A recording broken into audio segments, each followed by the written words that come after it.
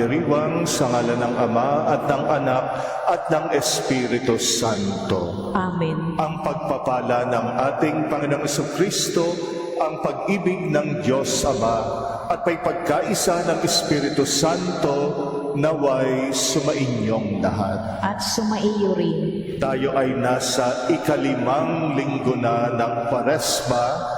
Isang linggo na lang ay Semana Santa na. Dahil sa susunod na linggo ay linggo na ng Palaspas. At kapag ikalimang linggo ng Kwaresma, nakatuon na ang ating pagninilay sa paghihirap ng ating Panginoon. Yan naman, isang tradisyon natin kapag sumasapit ang ikalimang linggo ng Kwaresma, ay nagtatakip tayo ng mga imahen sa dambana ng simbahan upang ang mga mata natin ay mag-ayuno, mag-fasting sa mga iba't ibang imahen. Ang tanging imahen na walang takip ay ang banal na krusipiho, ang banal na krus na pararangalan natin sa Biyernes Santo. Kaya doon lamang nakatutok ang ating mga mata. Ibukas natin ang ating puso sa papalapit na mga mahal na araw, maisaloob natin ang diwa at kahulugan ng pagpapakasakit ng ating Panginoon. Aminin natin ang ating mga kasalanan upang maging marapat tayong gumanap sa banal na pagdiriwang. Inaamin ko sa makapangyarihang Diyos at sa inyo mga kapatid na lubha akong nagkasala sa isip, sa salita, sa gawa at sa aking pagkukulang. Kaya isinasamo ko sa mahal na Birheng Maria, sa lahat ng mga anghel at mga banal, at sa inyo mga kapatid, na ako'y ipanalangin sa Panginoong ating Diyos. Kaawaan tayo ng makapangyarihang Diyos, patawarin tayo sa ating mga kasalanan at patnubayan tayo sa buhay na walang hanggan. Amen. Panginoon, kaawaan mo kami. Panginoon, kaawaan mo kami. Kristo, kaawaan mo kami. Kristo, kaawaan mo kami. Panginoon, kaawaan mo kami. Panginoon, kaawaan mo kami. Manalangin tayo.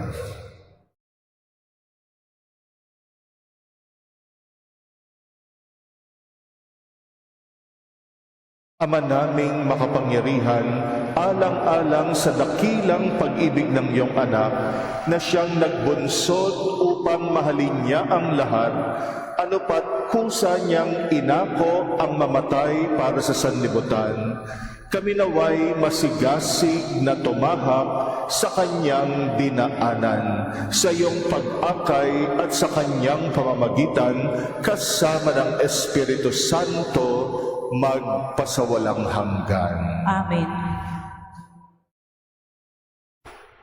Ang makaharing pagtatagumpay mula sa libingan ng sambayanang nalugmok sa kapighatian ang siyang nagpapaalala sa atin tungkol sa kapangyarihan ng Diyos sa katauhan ng kanyang anak na si Jesus. Pagbasa mula sa aklat ni Propeta Ezekiel. Ito ang sinabi ng Panginoong Diyos. Magpahayag ka, sabihin mong ipinasasabi ko, bayan ko, ibubukas ko ang inyong libingan. Ibabangon ko kayo at iuuwi sa inyong bayan. Kung maibukas ko na ang inyong libingan at maibangon ko kayo, makikilala ninyong ako ang Panginoon. Hihingahan ko kayo upang kayo'y mabuhay at ibabalik ko kayo sa inyong sariling bayan. Sa gayon, malalaman ninyo na akong Panginoon ang nagsabi nito at aking gagawin. Ang salita ng Diyos. Salamat sa Diyos. Sa piling ng poong Diyos, may pag-ibig at pagtubos. Sa piling ng poong Diyos, may pag-ibig at pagtubos. Sa gitna ng paghihirap, tinawag ko'y Panginoon.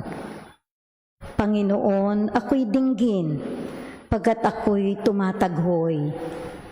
Dinggin mo ang pagtawag ko't paghingi ng iyong tulong. Sa piling ng poong Diyos, may pag-ibig at pagtubos.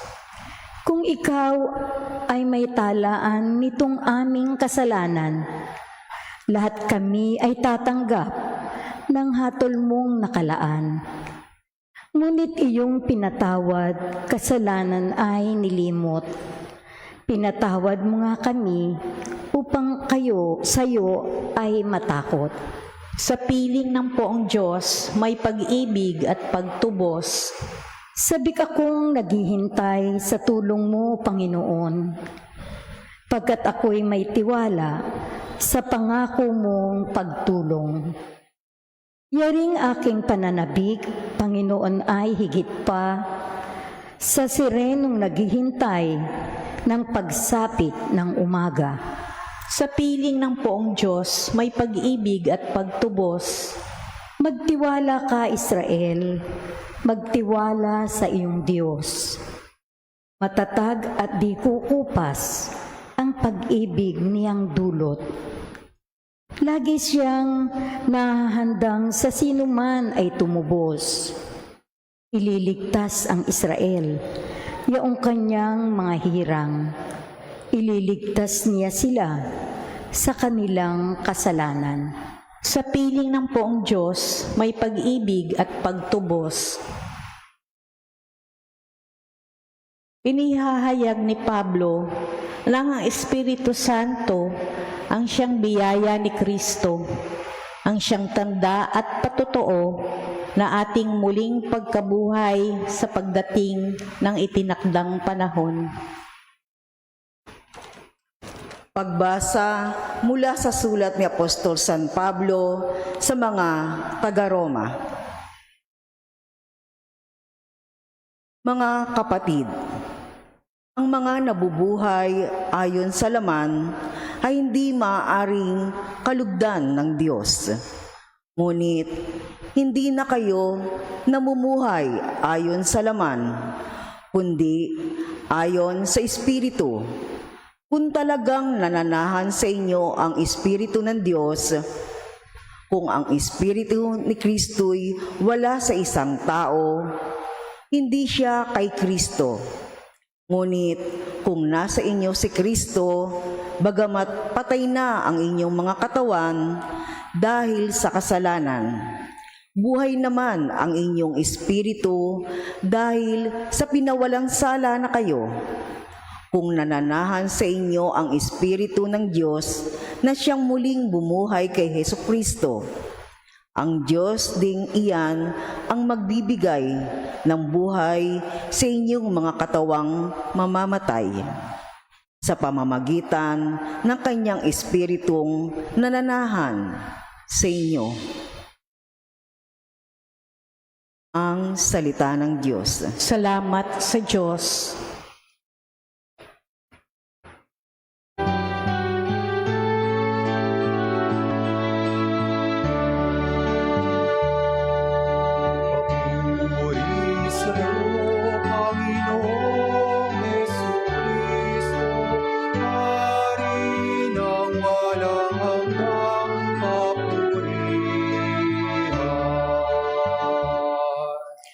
Pagkabuhay ako't buhay, nabubuhay na sino mang ako'y pinananaligan, ay di mapapanaigan ng kamatayan kailanman.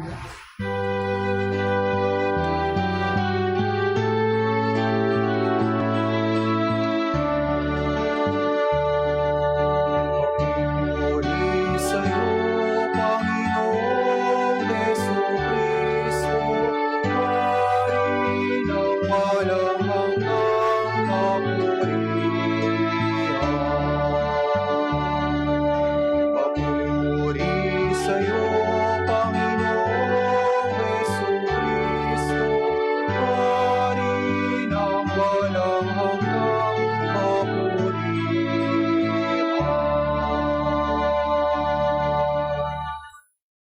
Sumainyo ang Panginoon. at sumaiyo rin. Ang mabuting balita ng Panginoon ayon kay San Juan. Papuri sa iyo, Panginoon.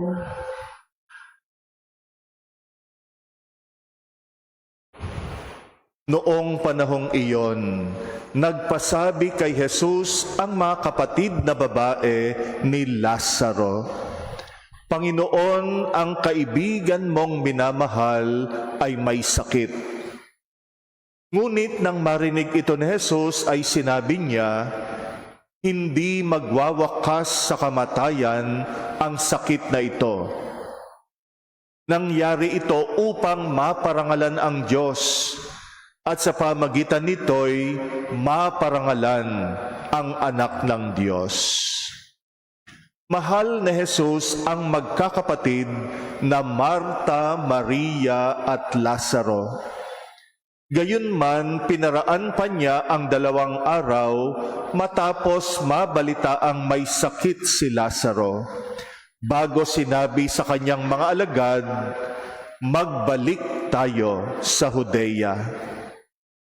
Pagdating ni Jesus, nalaman niyang 4 na araw nang nakalibing si Lazaro.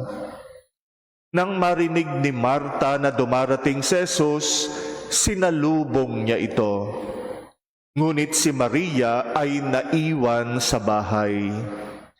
Sinabi ni Marta, Panginoon, kung kayo po'y narito, hindi sana namatay ang aking kapatid. Ngunit nalalaman kong kahit ngayoy ibibigay sa inyo ng Diyos ang anumang hingin ninyo sa Kanya. Muling mabubuhay ang iyong kapatid, wika ni Jesus. Sumagot si Marta, nalalaman ko pong siya'y mabubuhay uli sa huling araw, sa muling pagkabuhay. Sinabi naman ni Jesus, ako ang muling pagkabuhay at ang buhay. Ang nananalig sa akin kahit mamatay ay muling mabubuhay.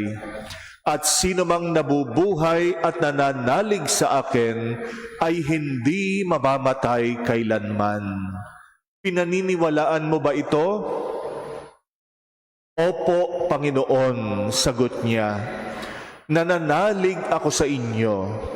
Kayo po ang anak ng Diyos, ang Mesiyas na inaasahang paparito sa sanlibutan.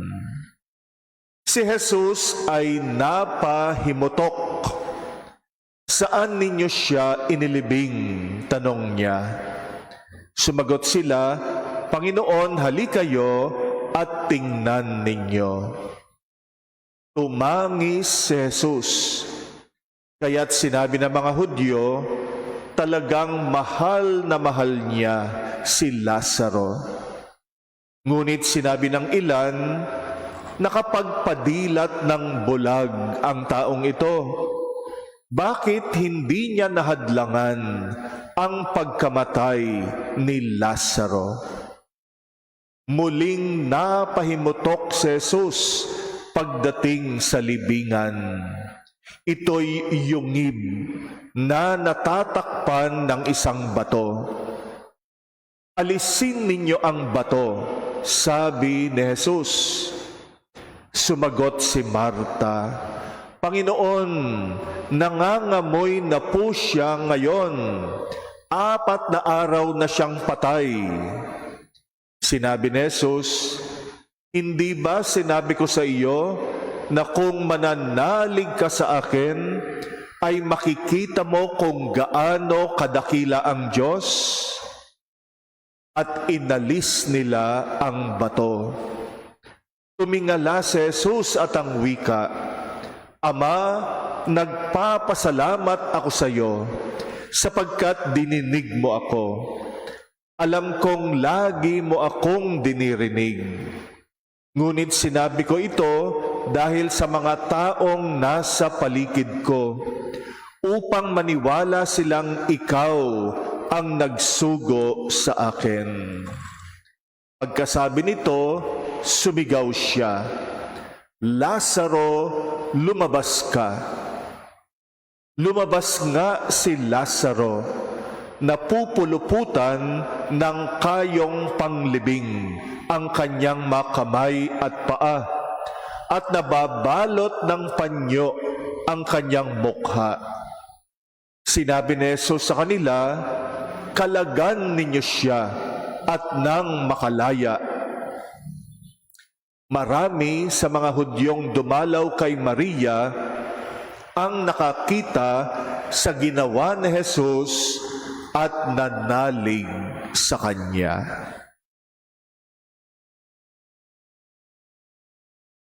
Ang mabuting balita ng Panginoon. Pinupuri ka namin, Panginoong Hesukristo. Ang kamatayan ang maituturing nating pinakamalaking iskandalo ng buhay natin. Sapagkat alam natin na anuman ang makamit natin sa mundong ito, lahat tayo ay mauuwi sa kamatayan. Ang katotohanan ito ay pilit nating iniiwasan. Pilit nating tinatakasan. Hindi natin maisip minsan na balang araw ay mamamatay din tayo. Anuman ang naging mga accomplishment mo sa buhay, anuman ang mga naabot mo sa buhay, sa huli, tayong lahat ay mamamatay. Kaya nga yan ang pinakamalaking iskandalo ng buhay natin, na lahat tayo mauuwi sa kamatayan. Maging sa mga mahal natin sa buhay, yan ang pinakamasakit na mararanasan natin, na balang araw mawawalay ang mga mahal natin sa buhay. Sapagkat hindi sila permanente sa mundong ito. Alam natin, isang araw, ang mga mahal natin sa buhay, papanaw. Sila rin ay mamamatay. Baka mauna pa tayo. Kaya nga yung kamatayan, yan ang pinakamasakit at pinakamalaking iskandalo ng buhay natin. Gayunpaman, ang Panginoon, lalo na sa Ebanghelyo natin ngayon, ipinakita niya na siya ay mas makapangyarihan kaysa kamatayan. Ang Panginoong Hesus, bumuhay siya una ng mga patay. At isa na rito si Lazaro na natunghayan natin sa ating Ebanghelyo ngayon. Ikalawa, pinakita ng Panginoon na mas makapangyarihan siya sa kamatayan dahil siya mismo matapos na mamatay sa krus, bumangon mula sa kamatayan. Siya ay muling nabuhay. Ang pagbuhay ni Jesus sa mga namatay ay isang patikim ng kanyang muling pagkabuhay. Ang muling pagkabuhay ng Panginoon, ibig sabihin, natalo na niya ang kamatayan. Kaya naman tayo na mananampalataya sa Panginoong muling nabuhay, mamatay man tayo, pero muli tayong mabubuhay. Sentro ng pananampalataya natin bilang mga Kristiyano, ang paniniwala na muling mabubuhay ang mga patay. Kaya naman, bagamat may mga nauuna sa atin, pero alam natin balang araw, tayo ay magkakasama uli sa muling pagkabuhay. Yung mga nauna sa atin, na mga mahal natin sa buhay lalo na, ay pangsamantala ang ating paghihiwalay. Pangsamantala ang kalungkutan. Ang kalungkutan mapapalitan ng kagalakan sa muling pagkabuhay. Magkikita-kita tayong muli ng mga mahal natin sa buhay, mga kapatid natin na nauna sa atin, na pumanaw na sa mundong ito. Kaya nga si Jesus ang nagbigay sa atin ng pag-asa at ng lakas sa gitna ng karanasan natin ng masakit na kamatayan. Sumapit man ang kamatayan balang araw, yung pananampalataya natin ay nagbibigay sa atin ng katiyakan at kasiguruhan na tayo ay mabubuhay magpakailanman sa piling ng ating Panginoon. Gayunpaman, habang iniisip natin ang pisikal na kamatayan, pero may isang kamatayan na dapat nating bantayan. At yan yung espiritual na kamatayan. Kamatayan, bunga ng pagkakasala. Di bali nang mamatay ang katawan, wag lang ang ating kaluluwa dahil sa kasalanan. Sa unang pagbasa natin ay magandang propesiya sa Israel na noon ay nalugmok sa pagkakasala. Sila'y ikinumpara sa mga namatay. Ang Israel noon nasa libingan na. Kaya nga maraming nangyari sa Israel, sa bayan ng Diyos, at ang pinakamasaklap na nangyari sa kanila, maraming sa kanila tumalikod sa Diyos.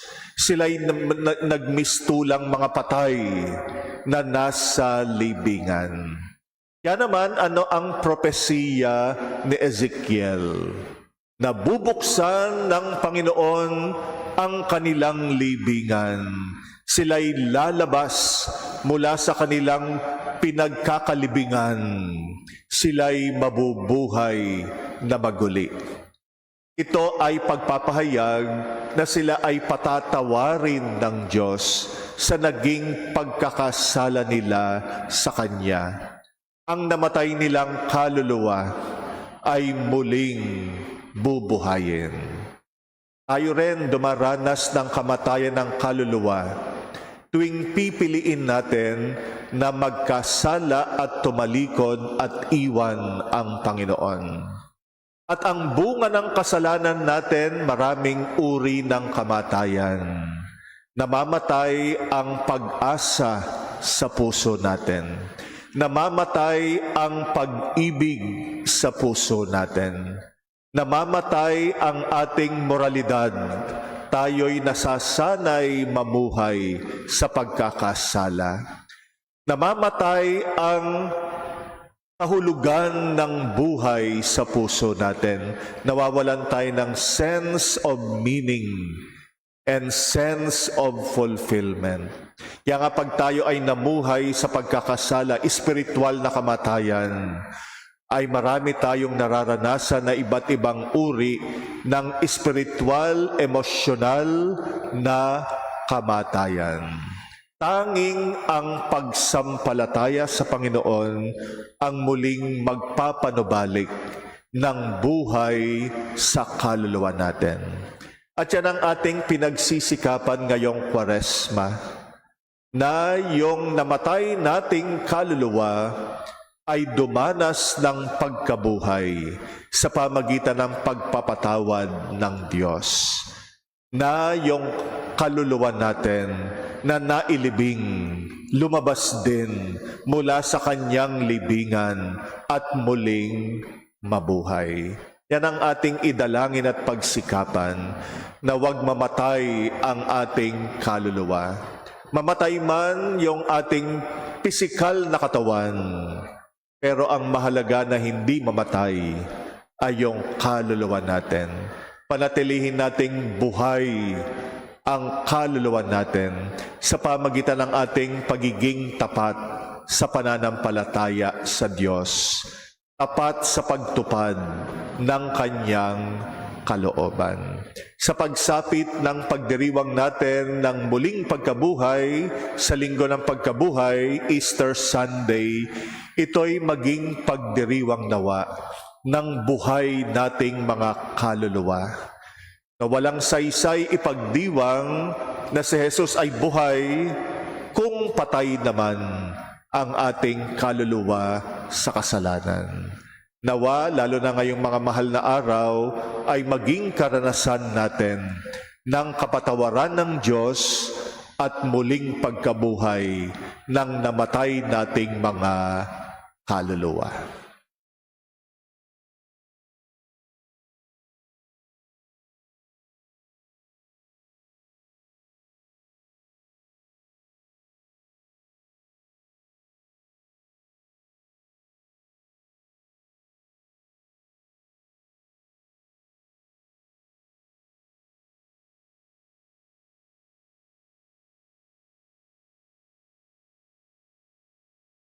Ipahayag natin ang pananampalataya. Sumasampalataya ako sa Diyos amang makapangyarihan sa lahat, na may gawa ng langit at lupa. Sumasampalataya ako kay Jesucristo, iisang anak ng Diyos, Panginoon nating lahat. Nagkatawang tao siya lalang ng Espiritu Santo. Ipinanganak ni Santa Mariang Birhen, pinagpakasakit ni Poncio Pilato, ipinako sa krus, namatay, inilibing, nanaog sa kinaroroonan ng mga yumao, nang may ikatlong araw na buhay na maguli, umakyat sa langit, naluluklok sa kanan ng Diyos amang makapangyarihan sa lahat. Doon magmumulang paririto at huhukom sa nangabubuhay at nangamatay na tao. Sumasampalataya naman ako sa Diyos Espiritu Santo, sa banal na simbahang katolika, sa kasamahan ng mga banal, sa kapatawaran ng mga kasalanan, sa pagkabuhay na muli ng nangamatay na tao, at sa buhay na walang hanggan. Amen. Mga kapatid, pinaalaala ngayon sa atin ng Panginoon na tanging sa Kanya lamang natin matatagpuan ang ating muling pagkabuhay.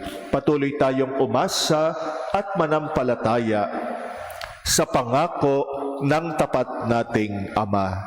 Ating itugon, O Diyos, Ikaw ang aming muling pagkabuhay. O Diyos, Ikaw ang aming muling pagkabuhay. Panatilihin mong tapat sa pangako mong muling pagkabuhay, kaming iyong mga mananampalataya. Manalangin tayo. O Diyos, Ikaw ang aming muling pagkabuhay. Itulot mo na ang lahat ng mga naglilingkod sa pamahalaan ay kumapit sa pangako mong muling pagkabuhay upang ang kanilang paglilingkod ay maging mabunga at puno ng pag-ibig. Manalangin tayo. O Diyos, Ikaw ang aming muling pagkabuhay. Pukawin mo ang aming mga puso tungo sa pagsisisi at pagpapatawad habang kami papalapit sa mga mahal na araw na aming pag-alala sa misteryong Paskwal ng iyong anak. Manalangin tayo. O Diyos, Ikaw ang aming muling pagkabuhay. Itinataas din namin ngayon sa iyong mga kapatid naming naghihikahos, mga indigenous people, at iba pang minorya sa aming lipunan. Manalangin tayo. O Diyos, Ikaw ang aming muling pagkabuhay. Pagkalooban mo ng muling pagkabuhay ang mga mahal naming yumao sa iyong itinakdang panahon. Manalangin tayo. O Diyos, Ikaw ang aming muling pagkabuhay. Patuloy nating ipanalangin ang kapayapaan, lalo na sa gitnang silangan, matapos na nawa ang gulong nagaganap. Naway maligtas sa kapahamakan ang lahat ng mga mamamayan, lalo na ang mga kababayan natin. Ipagdasal natin ang mga humihiling ng ating panalangin, mga may sakit, may mga pinagdaraan ng mabigat sa buhay. Ipagdasal din natin ang intensyon ng mga nagpapamisa nating mga kapatid sa ating pagdiriwang. Buong tiwala rin nating ipanalangin ang kanya-kanya nating personal na kahilingan.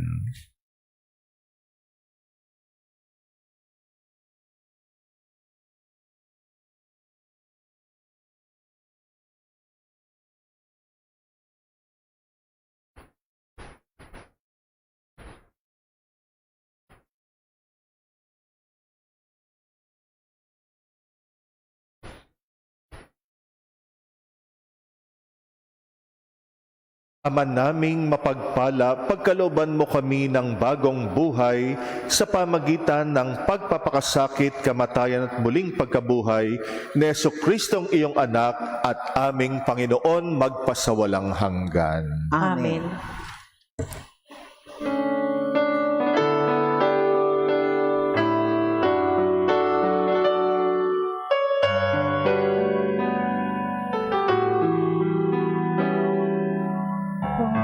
Pag-alay namin sana'y kalugdan mo, isang bayan na nagpupugay, nagmamahal sa'yo.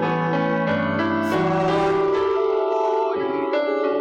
tinapay na nagdulot ng buhay at alak na sagisag ng bigay mong kaligtasan.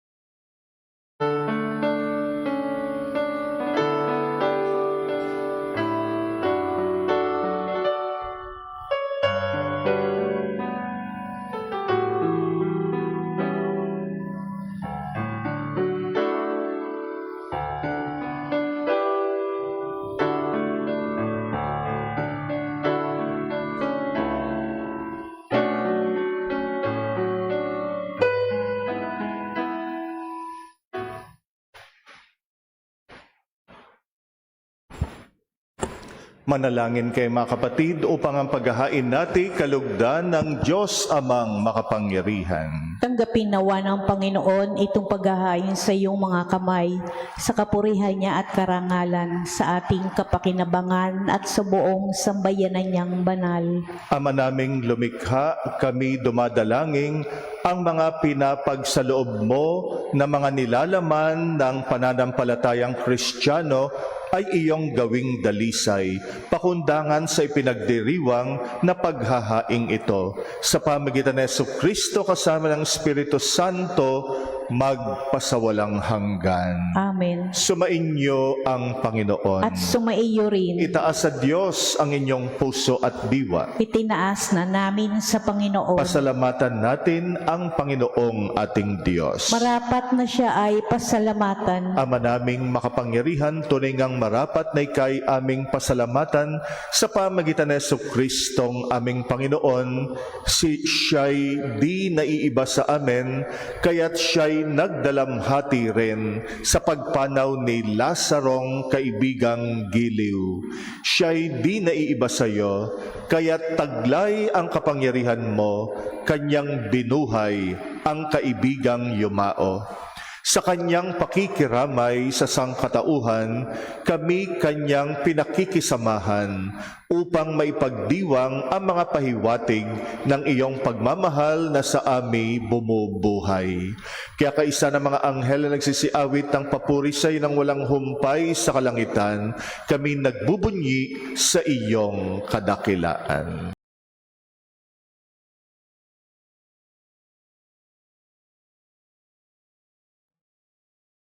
Santo, Santo, Santo, Panginoong Diyos ng mga hukbo, napupuno ang langit at lupa, ng kadakilan mo. Hosana, Hosana, sa kaitaasan. Pinagpalang na paririto sa ngalan ng Panginoon. Hosana, Hosana, sa kaitaasan.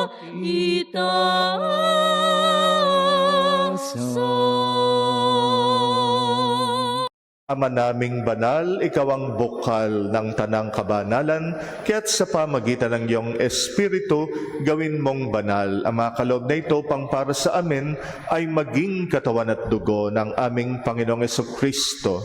Bago niya pinagtiis ang kusang loob na maging handog, hinawakan niya ang tinapay, pinasalamatan kanya, pinaghati-hati niya yon, iniabot sa kanyang mga alagad at sinabi, "Tanggapin ninyong lahat ito at kanin.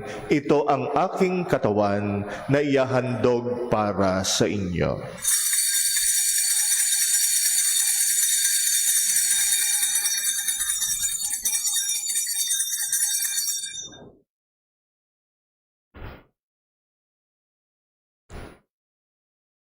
Gayon din naman nung matapos ang hapunan, hinawakan niya ang kalis, muli kanyang pinasalamatan, iniabot niyang kalis sa kanyang mga alagad at sinabi, "Tanggapin ninyong lahat ito at inumin. Ito ang kalis ng aking dugo, ng bagot walang hanggang tipan. Ang aking dugo na ibubuhos para sa inyo at para sa lahat sa pagpapatawad ng mga kasalanan. Gawin ninyo ito sa pag-alala sa akin."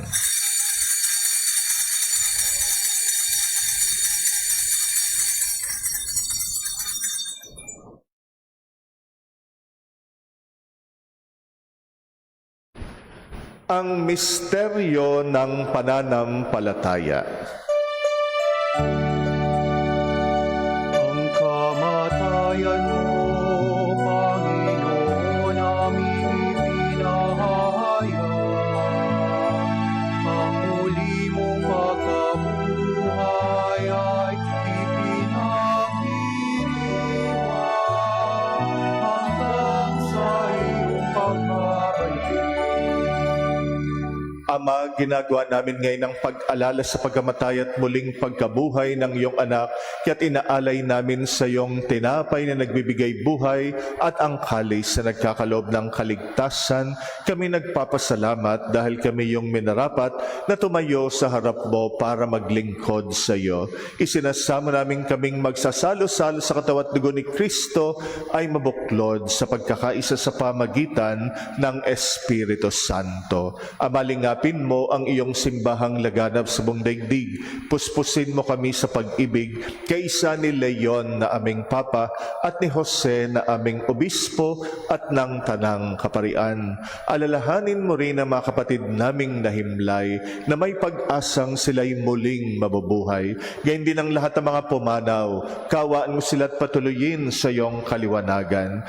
Kawaan mo at pagindapatin kaming lahat makasalo sa iyong buhay na walang wakas, kaysa ng mahal na Birheng Maria na ina ng Diyos, ng kabiyak ng puso niyang si San Jose, kaysa ng mga apostol at ang lahat ng mga banal na namuhay dito sa daigdig ng kalugod-lugod sa iyo, maipagdiwang nawa namin ang pagpupuri sa igararangal mo sa pamagitan ng iyong anak na aming Panginoong Hesukristo.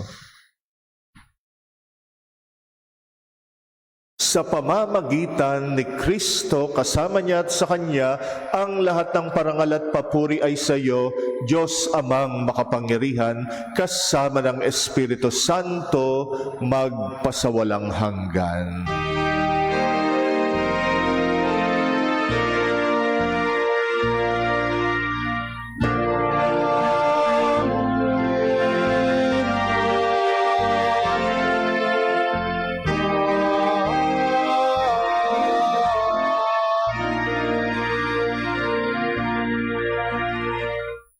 Sa tagubilin ng mga nakagagaling na utos sa turo ni Jesus na Panginoon natin at Diyos, ipahayag natin ng lakas loob.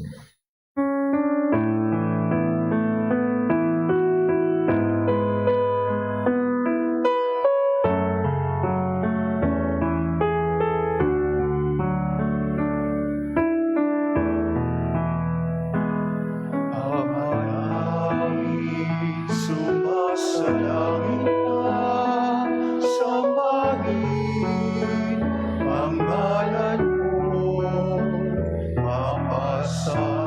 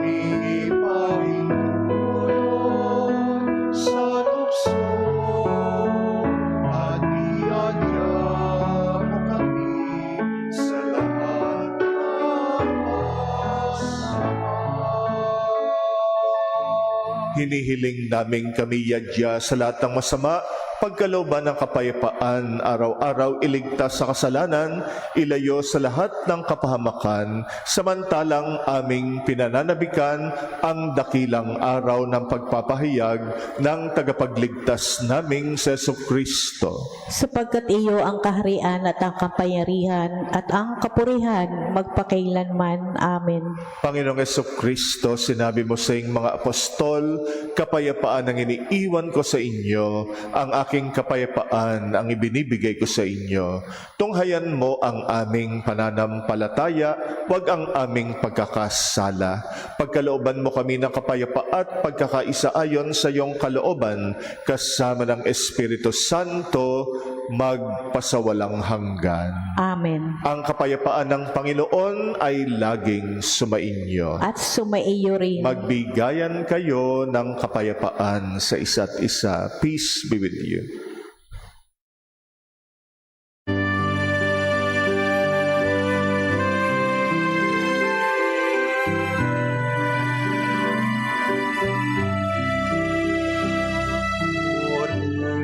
Purihin mo lang Diyos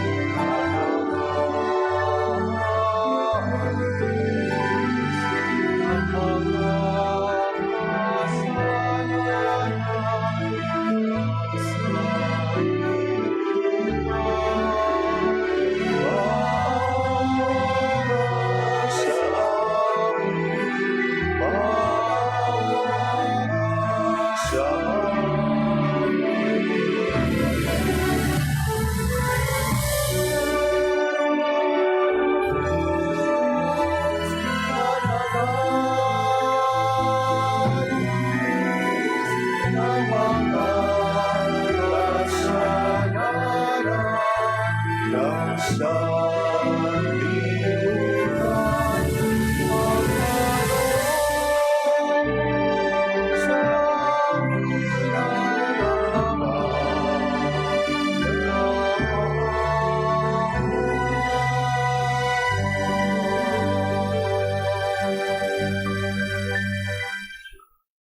Ito ang kordero ng Diyos, itong nag-aalis ng mga kasalanan ng sanlibutan, mapalad ang mga inaanyayahan sa kanyang piging. Panginoon, hindi ako karapat-dapat na magpatuloy sa iyo, ngunit sa isang salita mo lamang ay gagaling na ako.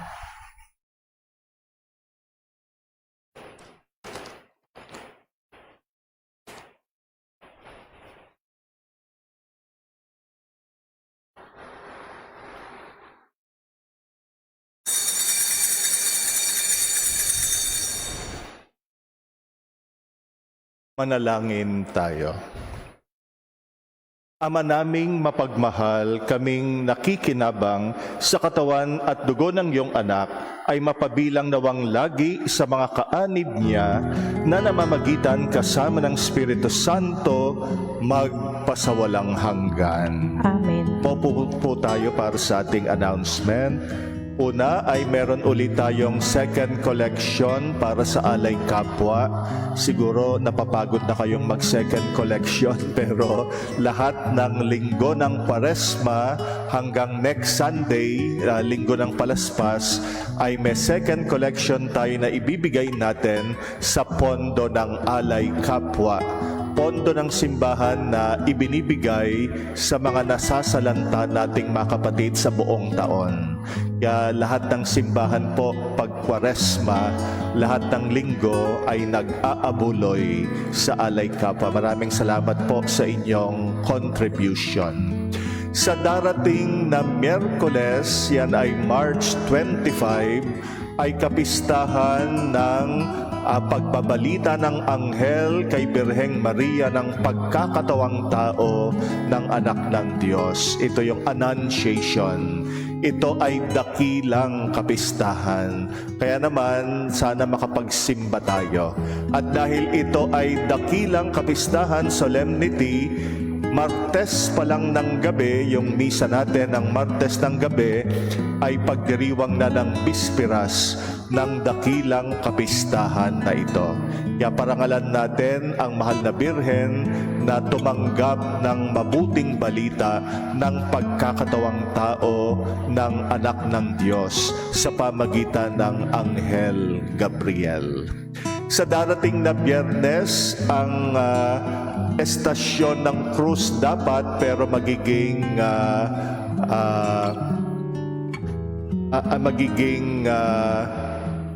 via matris. Ito ay pagninilay ng kapighatian ng ating mahal na Birhen. So yan ang magiging dadasalin natin sa darating na Biyernes pagkatapos ng misa sa gabi. At sa linggo ay linggo na ng palaspas. Yung misa natin ng Sabado ng gabi, linggo na rin yan ng palaspas. Kaya next week, kung Sabado ng gabi kayo magsisimba, magdala na kayo ng palaspas. Meron ng pagbabasbas ng palaspas sa Sabado pa lamang ng gabi. At kinabukasan, linggo ng palaspas, yung unang misa dapat ay 6:00 ng umaga, ay magiging 5:30 ng umaga. At mag-assemble ang mga tao sa stage sa labas natin dahil merong maringal na pagdiriwang ng linggo ng palaspas. Meron tayong munting pagpuprosesyon diyan sa labas ng ating simbahan. Yung ibang mga misa ay regular na schedule ng mga misa. Muli ay magdala tayo ng palaspas. Agahan natin ang pagdating, huwag kayong malilate kasi ang mga palaspas sa simula ng misa ginagawa, hindi sa huli. No, kaya nga dumating tayo ng maaga para mabasbasan ang ating mga palaspas. Yung the rest ng schedule ng ating Holy Week ay tingnan natin sa ating tarpaulin na nakalagay sa stage ng ating parokya. Maraming salamat po at tumayo tayo.